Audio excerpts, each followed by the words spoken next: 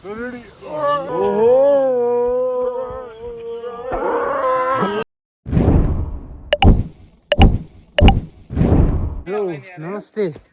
अनि good morning. आज चाहिँ हामी रामारसुन जानेवाला छौँ, जुन यो हिउँ परेको माघ 13 गतेको बाटुला ताल, जिङ्गले ताल लगायतका रोशन मैदान सबै ठाउँ देखाउने छौँ। आज चाहिँ हिउँको भ्यू कस्तो आउँछ गाइज, भिडियोलाई अन्तिमसम्म हेरेर साथ सपोर्ट गर्नु होला। हाम्रो टिम चाहिँ अब चाहिँ केही छिनमा 1 मिनेटमा चाहिँ बाटुला तालमा पुग्नेवाला छ। अहिले भने हामी यो यतातिर देख्न सकिन्छ, यो चाहिँ बाटुला ताल हो गाइज। माथितिर भने आज बादल लागिरहेछ हिउँ परेर, हामी भने तलतिर छौँ होइन। यो चाहिँ जुन यो दृश्य देखिराख्नु भएको छ तपाईँ, यो बाटुला ताल हो, जुन 12 वर्णभित्र पर्ने एउटा ताल हो बाटुला ताल। यो चाहिँ सबैभन्दा फर्स्ट जुन हाम्रो रामे बजारबाट करिब 10 मिनटमा यो बाटुलो तालमा आउन सकिन्छ भने हामी देखाउनेवाला छौँ तपाईँलाई जिङ्गले ताल, जुन एकदमै धेरै लामो छ जिङ्गले। अब भने हामी जिङ्गले तालमा पुगिसक्यौँ र यतातिरको दृश्य पनि देखाउनेवाला छौँ। हाम्रो साथमा चाहिँ लक्ष्मण सर छ, यो चाहिँ पूजाआजा गर्ने मन्दिर र यो जिङ्गले ताल 12 वर्ष मध्ये सबैभन्दा ठुलो ताल हो जिङ्गले ताल, जुन 2700 मिटर लम्बाइमा चलाइन्छ र यहाँ भएका जलपक्षीहरू थुप्रै छन्। पानी हाँस, तिर्ता लगायतका अन्य चराचुरुङ्गीहरू पनि बस्छन्। यहाँको दृश्य भने एकदमै मनमोहक छ। हाम्रो टोली चाहिँ अगाडि बढिसक्यो होइन, अगाडितिर पनि हिउँ खेल्न आएर छन् हाम्रो गाउँघरतिरबाट, जुन एकदमै रमाइलो ताल छ। यो चाहिँ सबैभन्दा धेरै लामो ताल हो। यो चाहिँ यहाँबाट देखेका डाँडाकाँडा जुन हिउँले थपक्क ढाकिएका माथिका पहाडहरू हेर्दा चाहिँ झनै अचम्म लाग्छ। यो ठाउँ एकदमै सुन्दर छ र हाम्रो टोली भने यहाँबाट चाहिँ यो छेउबाट भने चाहिँ पुरै जिङ्गले तालको पुरै ताल देखिन सकिन्छ गाइज। तपाईँले एकचोटि आएर चाहिँ यो छेउबाट चाहिँ पुरै यो तालको हेर्न सक्नुहुन्छ। अनि हाम्रो यतातिर छन् ओहो हो बिचरा यसै हेर्दा यहाँबाट चाहिँ हेर्न सकिन्छ होइन, लक्क पारेर हेर्न सकिन्छ गाई। त्यो चाहिँ मामा ल यो छेउबाट हेर्दा चाहिँ झनै एकदमै बबाल देखिने रहेछ गाई। हेर्नु ल, हेर्नुहोस् छेउबाट देखाउँछु भने नि त म तपाईँलाई, त्यही भएर एकदमै बगाल आउने रहेछ यो छेउबाट खतरा खतरा गाई। ल यहाँ पुरै ताल देख्न सकिँदो रहेछ है, बबाल छ गाई है, माथितिर एकदम हिउँले ढाकिएको तलतिर यस्तो छ जुन एकदमै बबाल छ गाई। ल लाग्दियो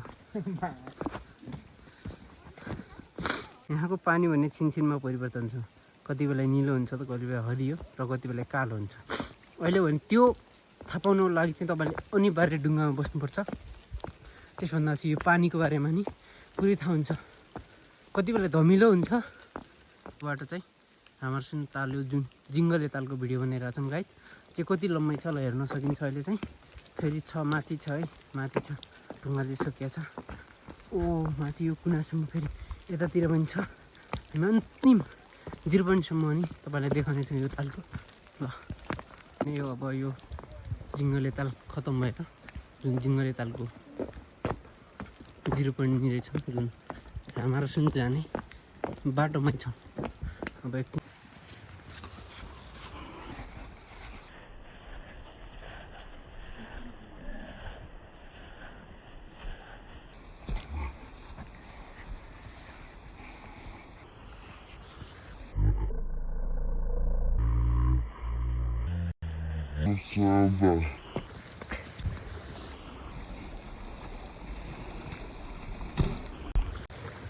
सकिन्छ रामारसुन मैदान जाने बाटो भनेर हामी चाहिँ यो मैदानमा यो बाटो भएर चाहिँ रोशन मैदानमा जानेछौँ। यो बाटो चाहिँ अगाडि बढिसक्यो भने यो काठबाट बनाएको पुल आउँछ, जुन एकदम हेर्दा दामी लाग्छ। हाम्रो टोली भने यता अगाडितिर छ। ओहो हो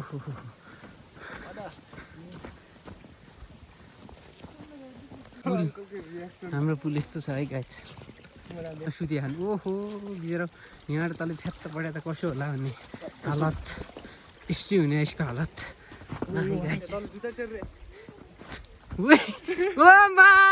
पानीमा के पढ्यो हो चस्मा पानीमा खसेछ अरे हिउँबाट आया पुलेर ओहो हिउँको पुल भागला बाटो निर्माण गरेको एउटा यो पुल भन्यो तर अगाडिको भन्दा चाहिँ यो चाहिँ केही लामो छ यो पुल चाहिँ तलबाट तलको पुल भन्दा चाहिँ अलि लामो छ यो रोसनको पुल हजुर मैले देखाएँ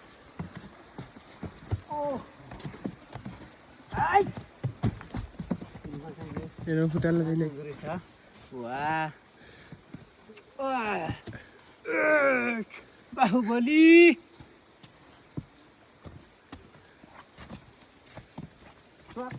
ए लक्ष्मण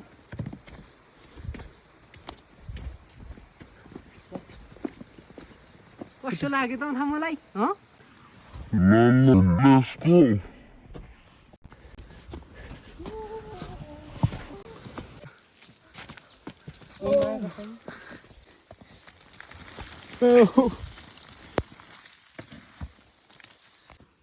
हेलो गाइज हामी चाहिँ अहिले फाइनल्ली यो रोसन मैदानमा पुगिसक्यौँ यहाँ चाहिँ अस्तिको भन्दा कडा हिउँ छ है गाइजहरू हाम्रो अगाडि म्यामहरू हुनुहुन्छ यता हेलो काक्स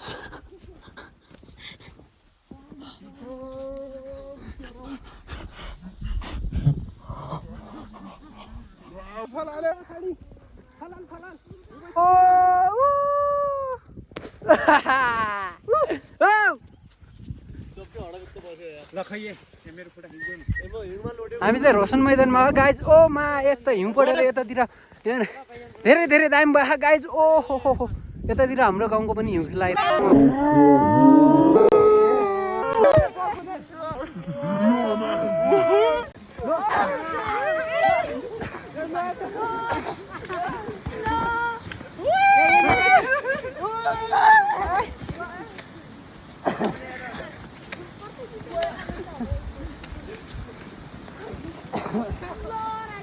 देख्नुभयो तपाईँले अहिले चाहिँ हाम्रो रमाइलो चाहिँ देखिसक्नुभयो होला अझै फेरि पनि हामी विशेष रमाइलो गर्नेवाला छौँ गाइज आज यो रोसन मैदानतिर हाम्रो केटाहरू चाहिँ पारीतिर बनाउँदैछन् ल है गाइज यो आज चाहिँ हाम्रो गाउँतिरबाट हिउँ खेल्न चाहिँ धेरै मान्छे आइरहन् होइन यतातिर चाहिँ पुरै पानीले भिजाउँछ चाहिँ के बनायो यार गोलो गोलो के बनायो यो यसलाई मैले गिटार बनाउनु खोजेँ पनि खासमा बिग्रियो कि यो आहा राइजुमा हाम्रो टोली भने अगाडितिर छ खै गिटार हेरौँ न त ओ मा गिटार हो गाइज होइन